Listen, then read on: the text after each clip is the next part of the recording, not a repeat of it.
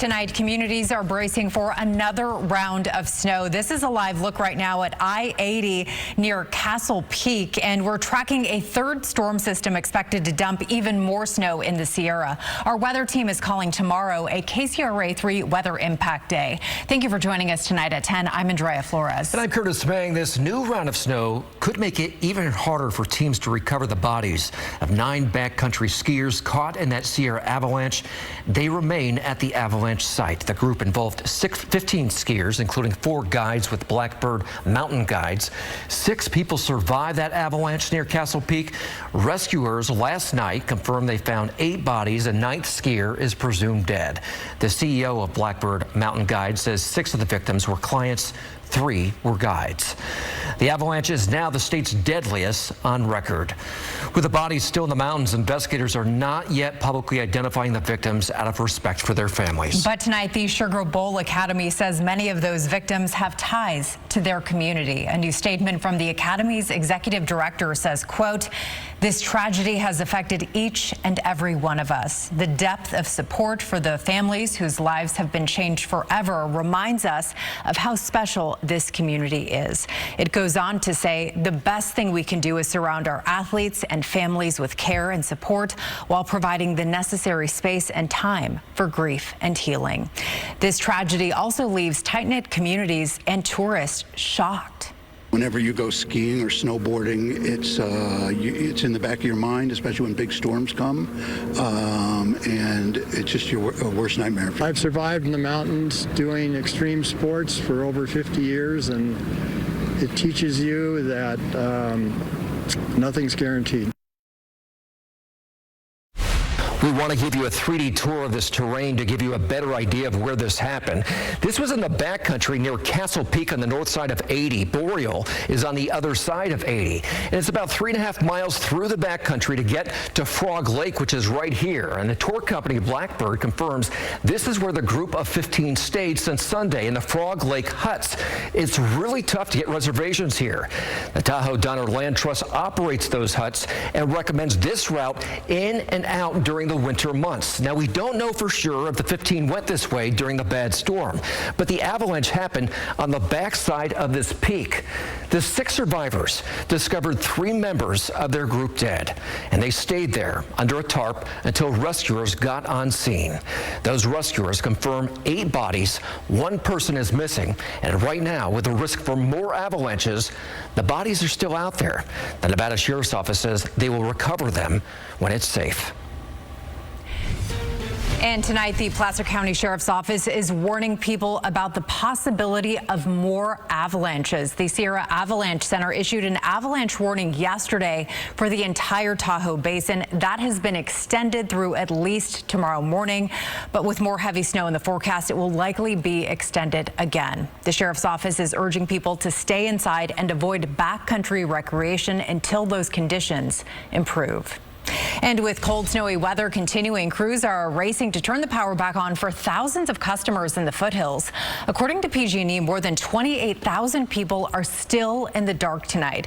Most of those outages are in Calaveras County, where almost 9,000 customers are affected. Tonight, the county has declared a state of emergency. The sheriff's office says it's because of storm damage, including downed trees and snow and debris blocking access to certain areas. We spoke with some neighbors who say getting power restored is critical, especially for people who rely on water wells.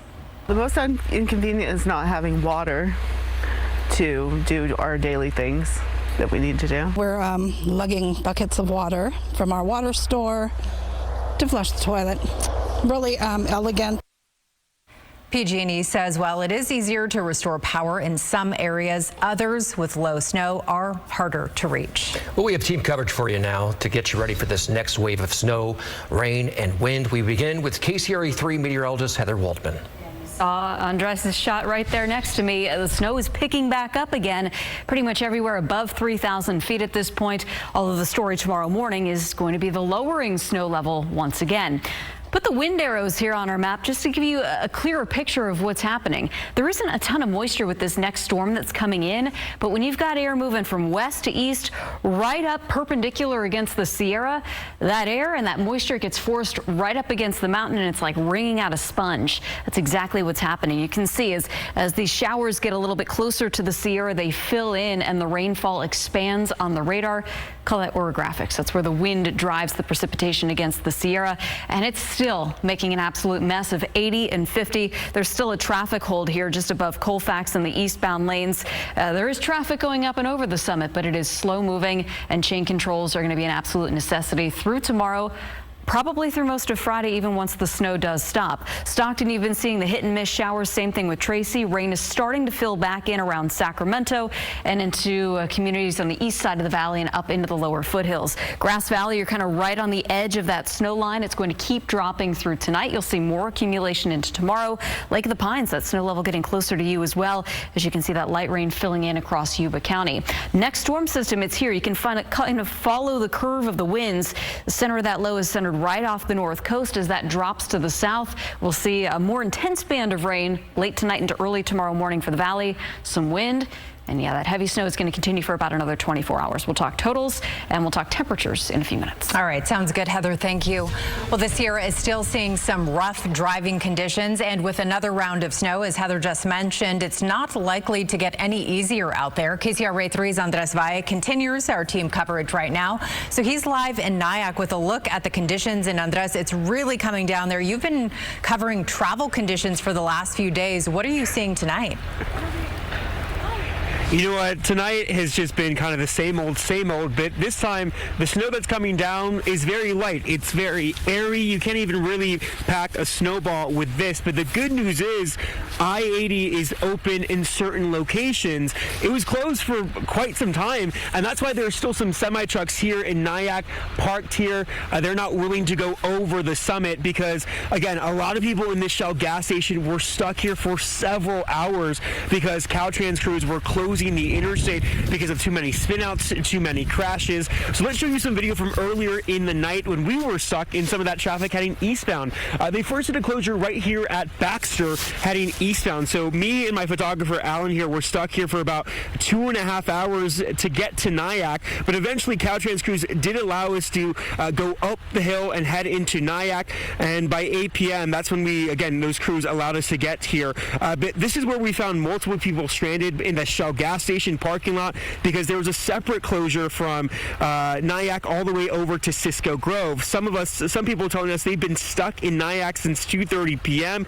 and despite all of this, some are just trying to make the best of the situation by building snowmen and of course keeping each other company.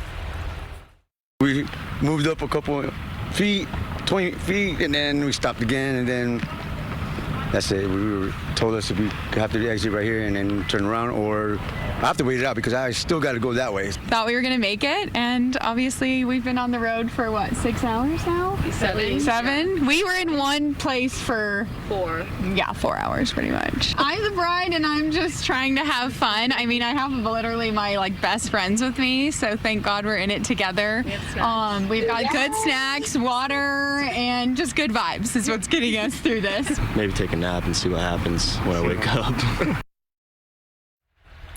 And hopefully when you wake up, the interstate will be open and clear. Of course, Caltrans crews are working around the clock. When I say around the clock, we have a semi over here that's been kind of plowing the snow off these on-ramps, off-ramps, and kind of trying to make sure the interstate is open and clear for people to travel.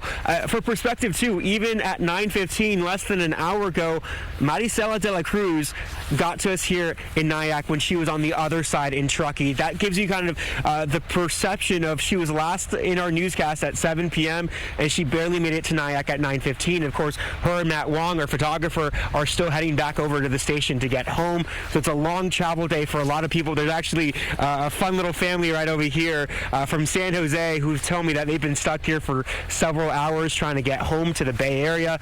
So again, if you do need to cross over the summits and travel into the Sierra, make sure you're bringing those chains and watching for those weather conditions because they can hold traffic at moment's notice. For now, we're live here in Nyack. Andres Valle, KCRA 3 News. Yeah, and be ready for some slow travel. All right, Andres, thank you. All right, so more snow's in the forecast. We want to show you just how much has fallen. Mike shared these 4 photos from his deck at North Star. He says the picture on the left was Sunday. Not much snow there. You can see what happened after the storm rolled through. The photo on the right, that is today. The snow is piled high and that ground is fully covered. Caltrans says they're also working on avalanche control. Crews are working on clearing snow from Highway 88 in Amador County. This was in the Carson Spur area. Yeah, tons of snow. Right now, the roadway is closed in both directions from Amador County to Alpine County with no estimated time of reopening. And tonight we're learning more about 3 people rescued in the El Dorado National Forest. Now, officials say 2 separate groups got stuck in 6 feet of snow. That first group about 6 miles north of Highway 88 on Mormon Emigrant Trail. The second group about a mile away while trying to rescue that first group. They spent the night in sub-freezing temperatures. Officials say it took 6 hours for them to travel 6 miles in the extreme conditions to reach that first group. And then it took another hour to reach the second one.